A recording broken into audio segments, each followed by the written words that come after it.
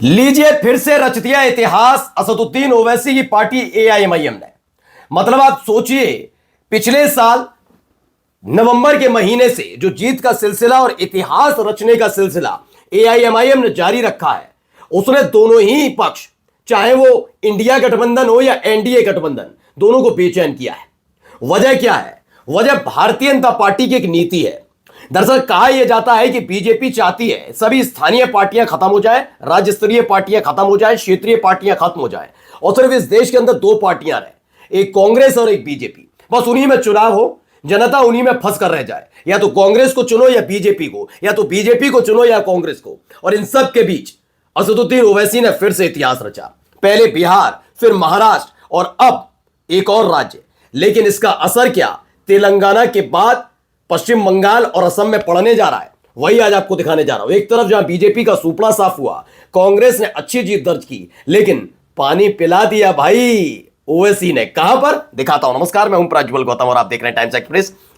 बिहार से एक जीत का सिलसिला। बिहार का जिक्र मैं पहले इसलिए कर रहा हूं आपके सामने क्योंकि तेलंगाना में जो हुआ, जिसके बारे में पूरा मीडिया बोलने से घबरा रहा है, क्योंकि उनको पता है कि अगर एआईएमआईएम के इस जीत का चर्चा की जाएगी तो उसकी चर्चाएं भी होंगी और जनता तक वो बात पहुंचती भी है, फिर उसका असर पश्चिम बंगाल और असम में पड़ सकता है। इसलिए इस जीत को ज्यादा बोलने की जरूरत नहीं, कहीं छोटे में दिखा दो, हाँ इतनी सीटें जीत ली हैं ओवैसी की पार्टी ने, ऐसे ये दिखाने की जरूरत है। क्योंकि जब आप किसी की जीत को बताते हैं कि कैसे उसने शानदार जीत दर्ज की, एक सफर जो शुरू किया अभी पिछले साल बिहार से, वो महाराष्ट्र से होते हुए तेलंगाना तक कैसे पहुंचा, तो इसका असर पश्चिम बंगाल और असम में पड़ सकता है। जहां असम में पहले ही असम के मुख्यमंत्री अपने बयानों के चलते चर्चा में इसलिए है क्योंकि काम शायद उन्होंने कुछ नहीं किया, इसलिए मियां मियां चिल्लाते हैं। एक ऐसा वीडियो सामने आता है जिससे और ज्यादा गंभीर हो जाता है मसला, जिस पर मुसलमान तो छोड़िए, हिंदू भी साथ खड़े होने के तैयार नहीं है। और दूसरा है पश्चिम बंगाल, जहां पहले से बीजेपी सिर्फ लड़ाई चाहती है टीएमसी वर्सेस बीजेपी। वहां अगर एआईएमआईएम की एंट्री होगी तो टीएमसी के साथ साथ बीजेपी के लिए भी चिंता का विषय है। खैर, मैं आता हूं फिर से इसी खबर पर। तो हुआ क्या कि तेलंगाना में चुनाव होते हैं, नगर निगम के चुनाव हुए। हमने थोड़ी देर पहले आपको खबर भी दिखाई। हमने कांग्रेस के बारे में आपको बताया कि कांग्रेस ने एक शानदार जीत दर्ज की थी, और जिस न्यूज एजेंसी की जिम्मेदारी ये थी 2014 के पहले तक कि वो निष्पक्ष जानकारियां देता था, क्योंकि न्यूज एजेंसी का काम होता है कि खबर लो और निष्पक्ष तौर पर ओवैसी ने क्या कहा, राहुल गांधी ने क्या कहा, सोनिया गांधी ने क्या कहा, मनमोहन सिंह क्या कह रहे हैं, मोदी क्या कह रहे हैं, योगी क्या कह रहे हैं, ये निष्पक्ष तौर पर क्या आरोप क्या प्रत्यारोप, ये तमाम चीजें। वो आजकल एएनआई विपक्ष की जीत पर मुरझा सी जाती है। एआईएमआईएम को एक सीट दे रही थी, अब हालत खराब हो गई है, क्योंकि अब जीत का जश्न मनाया जा रहा। महाराष्ट्र के बाद तेलंगाना में आंधी है, आंधी। कैसे दिखाता हूं, पहले देखिए खबर क्या निकल कर आई है। 39 सीटों पर जीत दर्ज की है। सीट कौन कौन सी बता दूंगा, लेकिन फिलहाल देखिए तेलंगाना निकाय चुनाव में एआईएमआईएम का शानदार प्रदर्शन। नगर पालिकाओं और नगर निगमों में कुल 69, एक कम 70 सीटों पर जीत दर्ज की। और इसे कैसे तेलंगाना के हालिया नगर निकाय चुनाव में ऑल इंडिया मजलिस इत्तेहादुल मुस्लिमीन ने बढ़िया प्रदर्शन करते हुए नगर पालिकाओं और नगर निगमों में अपनी मजबूत उपस्थिति दर्ज कराई है। यह अपने आप में एक शानदार जीत के तौर पर है एआईएमआईएम के लिए। इसीलिए क्योंकि जब बिहार में विधानसभा के चुनाव हो रहे थे, तब मैंने तब भी कहा था कि एक गलती बहुत बड़ी है। मैं ये नहीं कहता कि आपकी अपनी पार्टी, आपका अपना गठबंधन जो करना है करो, लेकिन मैंने तब भी कहा था कि क्या ऐसा है कि इंडिया गठबंधन में जगह या महागठबंधन में जगह एआईएमआईएम को नहीं दी। उसके पीछे की कहानी यह है कि कोई भी जो राष्ट्रीय स्तर की पार्टी है कांग्रेस, या क्षेत्रीय स्तर की पार्टी है आरजेडी, ये कोई भी पार्टी, और इनकी बात नहीं कर रहा हूं, अमूमन पार्टियां ये चाहती हैं कि अगर किसी राज्य में उनका वर्चस्व है तो दूसरी पार्टी वहां अपने पैर जमाने ना लग जाए, चाहे दोनों का प्रतिद्वंदी एक ही क्यों ना हो। यही एक वजह है जिसके चलते एआईएमआईएम के लिए और खासतौर पर असदुद्दीन ओवैसी के लिए लालू प्रसाद यादव के बेटे तेजस्वी यादव ने एक्सट्रीमिस्ट जैसे शब्द का इस्तेमाल किया, जिसे चरमपंथी कहते हैं।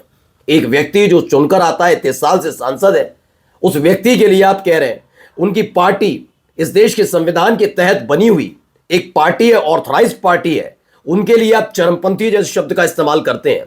बीजेपी वाले तो करते ही करते हैं, आपने भी करके कर दिया।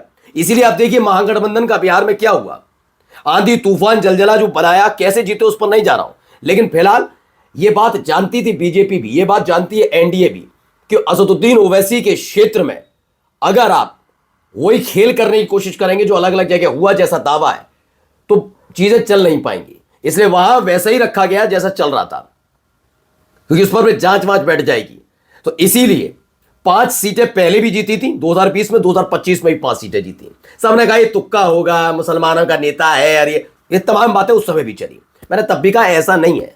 पहले आप समझिए, एक नई टेक्निक का ये राजनीति में, नया कोई तरीका का ये, जो भी कहना कहते रहिए, लेकिन फिलहाल असदुद्दीन ओवैसी की जो पार्टी है, ओवैसी जो है AIMIM है, नई राजनीति शुरू कर रही है।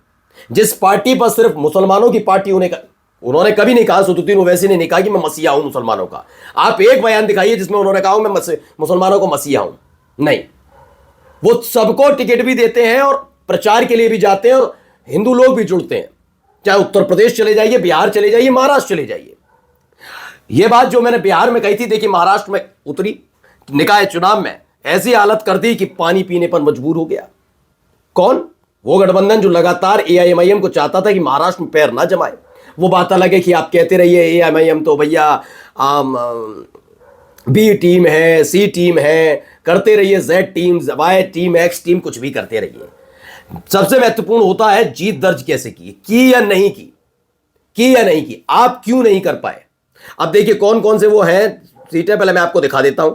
सबसे पहले शुरू करते हैं, यहां पर ये तब तक का डेटा है जब तक शाम 7 बजे तक का डेटा था, जिसमें मात्र 67 सीटें दिखाई, जबकि कुल मिलाकर 2 सीटें और जीती, 69 सीटों पर काबिज हुआ और इसने थोड़े हालत खराब की। तेलंगाना क्यों जरूरी और होता है वो और बताऊंगा। पहले देखिए कुछ एक दो नाम अगर ऊपर नीचे हो उसके लिए माफी चाहूंगा, लेकिन फिलहाल देखिए आदिलाबाद में 6 सीटें म्युनिसिपल इलेक्शंस में, निजामाबाद में 13 सीटें, महबूब नगर पर 1 सीट, गढ़वाल में 1, जगतियाल में 2, करीमनगर में 3, तेंदूर में 1, विकाराबाद में 1, जहीराबाद में 2, सांगारेड्डी में 1, कोडानागल में 1, कागज नगर में 1, मसवाड़ा में 1, और मूर में 1, कोहिर में 1, वालगुंडा में 2, बोधन में 12, बैंसा में 12, निर्मल में 3 और नारायणपेट में 2।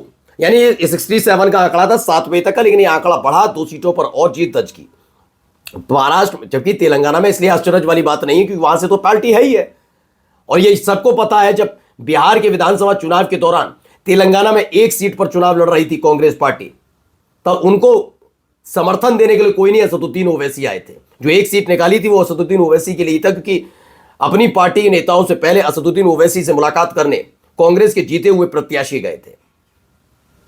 यह हालत है अभी भी पश्चिम बंगाल के लिए और असम के लिए। यह अल्टीमेटम है कि तैयार रहिएगा। फिर बाद में कहने से क्या होता है कि असदुद्दीन ओवैसी की पार्टी तो B टीम है, और B टीम C टीम करने से पहले कम से कम साथ लाने की कोशिश तो करनी चाहिए। नमस्कार।